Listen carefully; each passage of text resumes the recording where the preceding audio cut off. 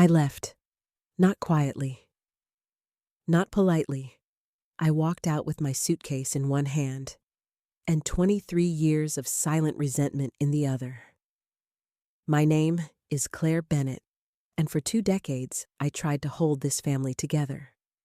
But they never once tried to hold on to me. Behind me, my mother-in-law Eleanor collapsed on the antique settee like a tragic stage actress sobbing into her pearls. My brother-in-law Michael shouted at my husband, his fingers stabbing the air. "She's really leaving, Thomas? Are you just going to let her go? Mom's a wreck. Dad needs help. You fired their caregiver, and now she's walking out." Thomas said nothing, just stood there like he always did. His silence wasn't new. It had chipped away at me for 2 decades, softly, slowly like water eroding stone. I stared at him one last time, the man I married. The man who never once chose me over them. I let out a bitter laugh. It startled even me. "Whoever fired the caregiver can take care of them." I said, "I've played nursemaid, bookkeeper, chauffeur, cook, and I never got a thank you. I'm tired. I'm done." Michael's eyes narrowed. "You've lived off our family legacy for years, and this is your loyalty." I gripped the handle of my suitcase tighter. My fingers were white. "Loyalty," I said. "To what exactly? A house where I was never welcome? A family that never saw me? If it weren't for Thomas, I would have left years ago." Eleanor wailed louder. She clutched her chest dramatically like she might faint. "How did I end up like this?" she cried. "After all I gave to this family." I looked around one last time. The steaming coffee mug, the drooping fern in the corner, the shadows from the dusty blinds slicing across the rug. It all looked exactly the same, except now I wasn't a part of it anymore. I turned to Eleanor. "Enough with the theatrics," I said quietly. "Michael can take care of you now. I'm choosing myself for once." I stepped across the threshold and didn't look back. Behind me were voices, Michael's anger, Eleanor's sobs, Thomas's silence.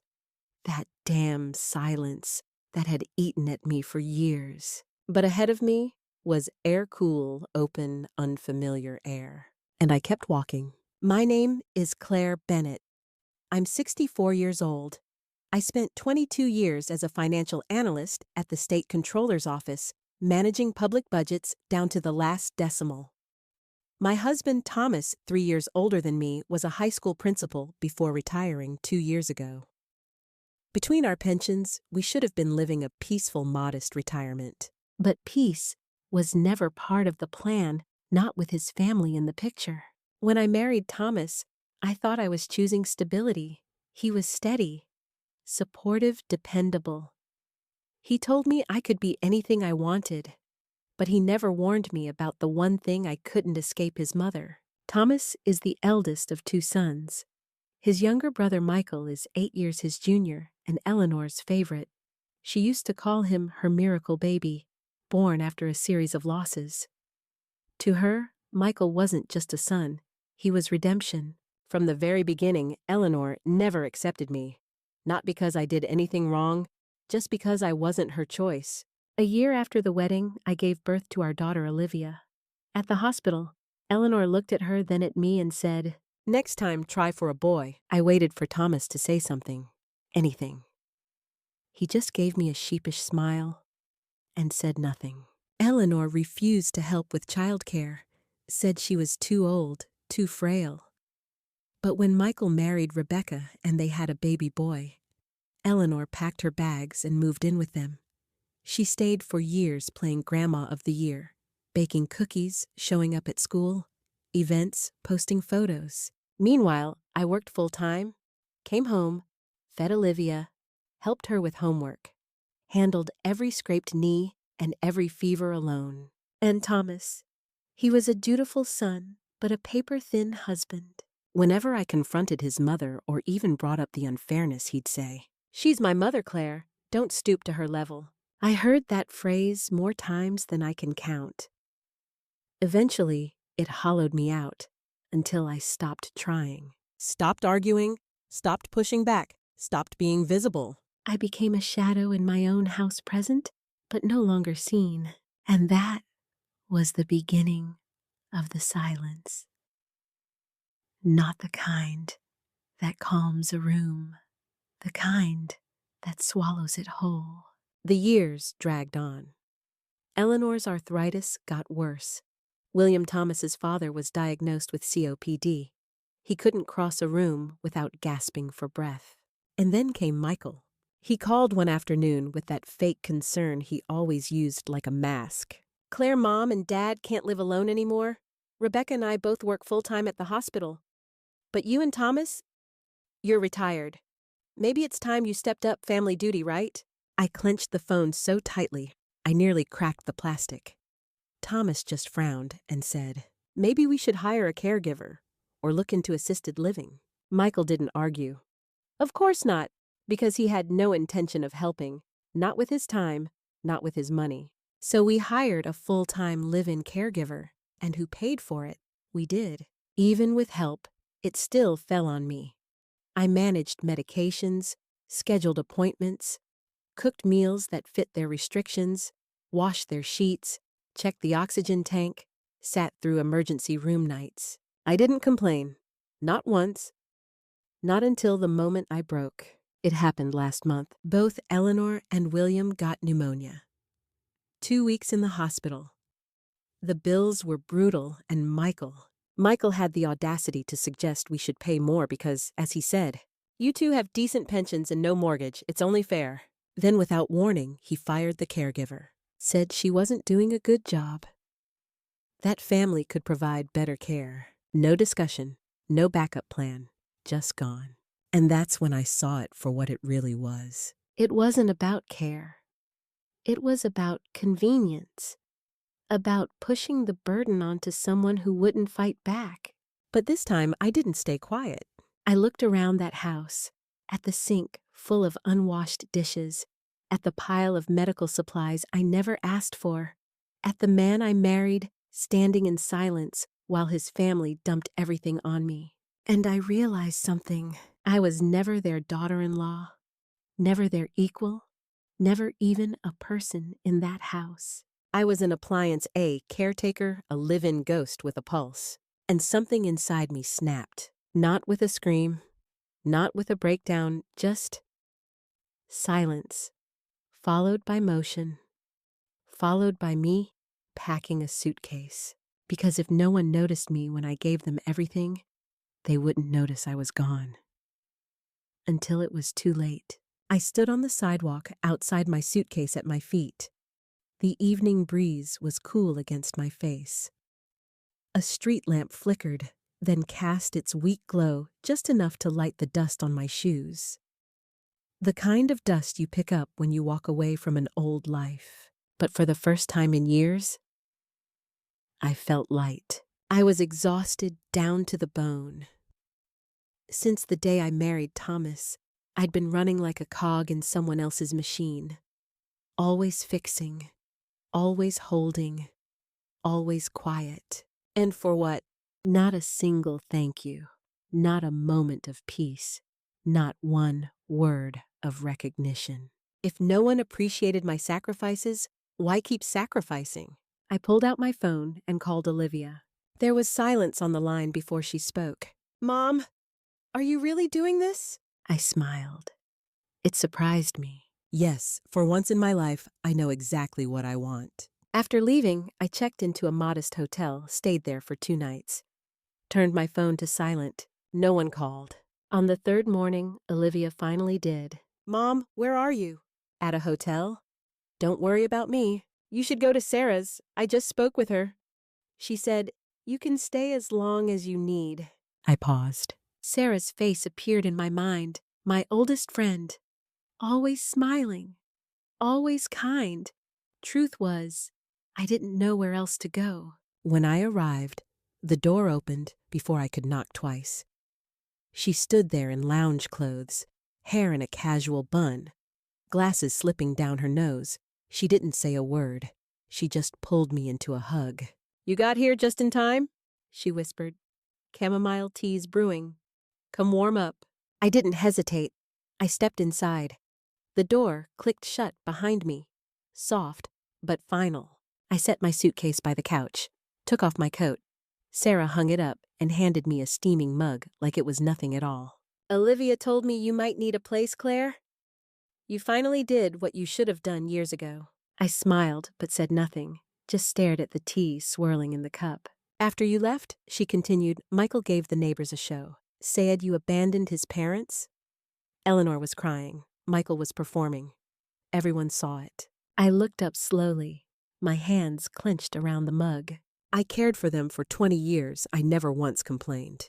The moment you stopped saying yes, you became the villain.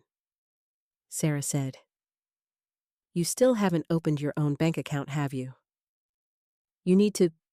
Don't give Thomas another inch of access. I nodded, but I didn't want to talk about the past anymore. I'm thinking of volunteering, I said, maybe at a counseling center, and maybe looking into independent living. I'm not going back. I mean it. You shouldn't, she said softly. You deserve your own home, your own life, your own name. That last part hit like a punch to the chest. Your own name.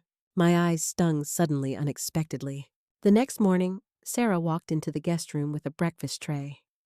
But her face was troubled. Did you see it yet? She asked, setting the tray down in front of me. I shook my head.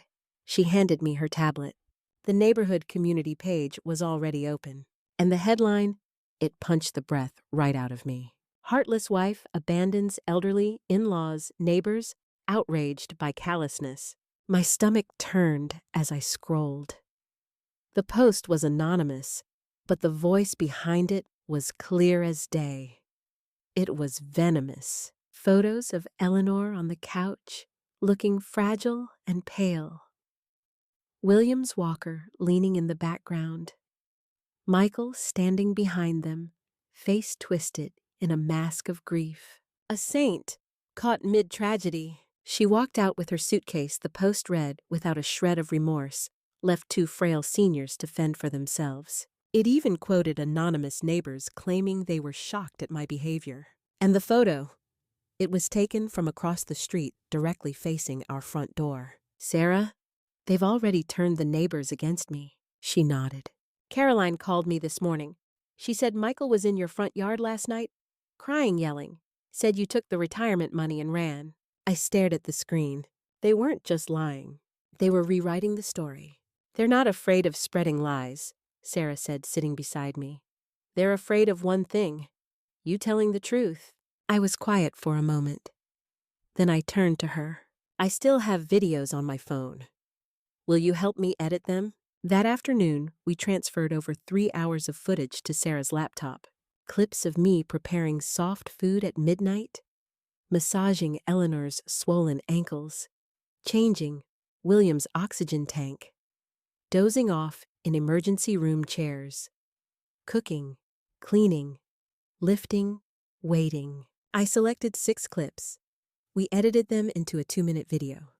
At the end, we added a single line of text. Just because you didn't see it doesn't mean it didn't happen. I posted it in the same community group. Then we waited. Within hours, my phone lit up with notifications. Claire, we had no idea. You carried William on your own. They said you abandoned them, seriously. I sank back into the couch. Tears hovered but didn't fall. Sarah didn't say a word. She just draped a blanket over my knees and nudged the tea closer to my hand. I exhaled slowly and turned my phone face down. I knew this wasn't over. Not yet. While Sarah went out for groceries, I sat in the sunlit corner of her kitchen, stacks of financial papers spread across the table. My glasses slid halfway down my nose. I was doing something I hadn't done in years, reviewing the numbers. But this time, not for the state. For me, it started with a single email the night before, a bank statement. The account balance was nearly $10,000 short. Our joint account, our retirement savings, what I thought was safe. When I called Thomas, he stumbled through excuses. The money went to hire another caregiver, he said. But the caregiver had been gone for weeks. The next morning, I walked into the bank. The teller looked uncomfortable. Mrs. Bennett. Over the last 3 months, there were 4 large withdrawals, all made in person, all signed by the primary account holder. She handed me the transaction history. Each one bore his signature. That night, I asked Sarah to take a photo of me. I sat by the window in her study, reading glasses on documents in front of me. Bookshelves in the background, a lamp casting a warm glow. I posted the photo in our family group chat. Thomas, remember our agreement? I never touched our joint funds without discussion. You don't get to access my share without my consent. 2 hours passed. Then one reply. Claire, are you really trying to turn this into a legal battle?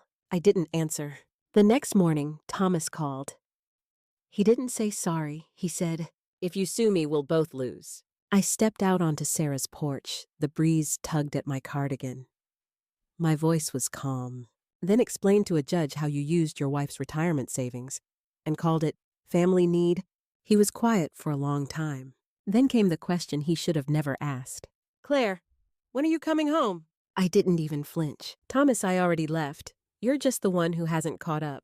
That afternoon, I met with a legal advisor from the Senior Advocacy Center.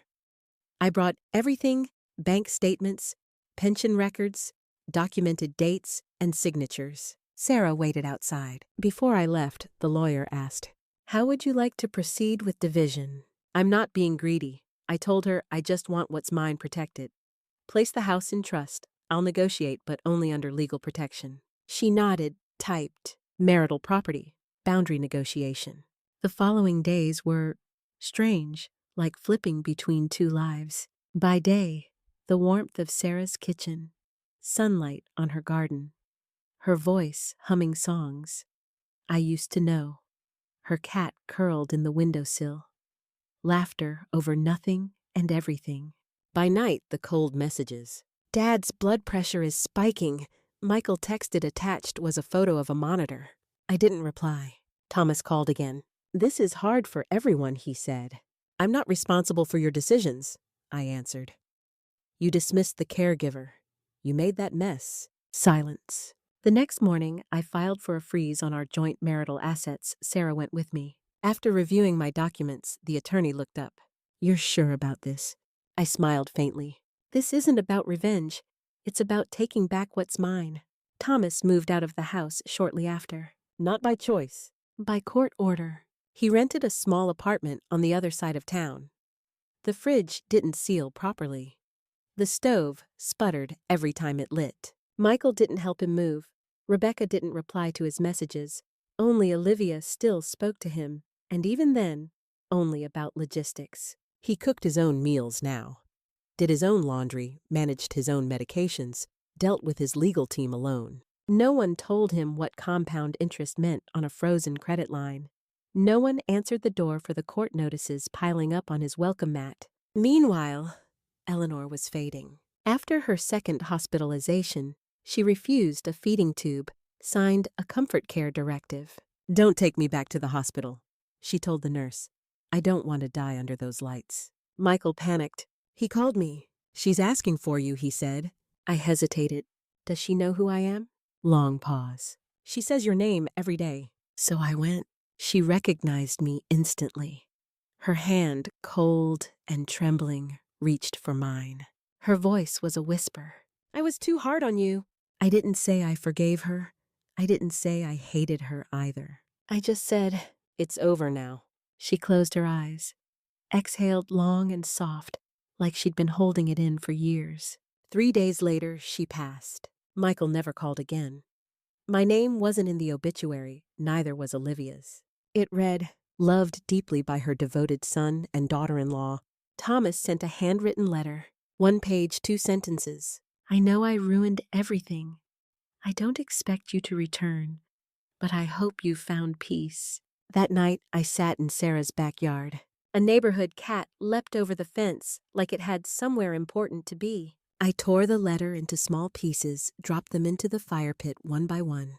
The flames flickered against my face, and before I realized it, I was smiling. They were gone, and I was still here, Center stage lights on. The day I moved into my independent living community, I rolled my suitcase into the lobby alone. The doorman's silver hair soft voice looked up and said, "Welcome home." I blinked surprised. He pointed to a wooden plaque above the entrance. "Freedom begins at the doorway." I laughed softly. The apartment wasn't big, just a one-bedroom. A tiny balcony, but the kitchen was bright and clean. Sunlight spilled through the windows like it belonged there. I arranged my spice jars, planted herbs in balcony boxes, placed Sarah's old ceramic teapot on the sill, right where the morning sun could find it. Nothing was new, but everything was mine. I spent the whole day organizing, hung my clothes, lined my books by color, picked a bright yellow shower curtain, the kind I used to think I wasn't allowed to have. And after the last box was unpacked, I stood in the center of the room, breathed in the quiet. Something inside me loosened, like a knot finally coming undone. That night, I sat on the balcony, watched the sky dim from peach to blue to black. A text from Olivia lit up my screen. "Mom, is this the life you wanted?" I didn't answer right away. I made tea, chamomile, and mint. Let the scent fill the room. Then I picked up my phone, typed one sentence. "Yes, this life finally has my name on it."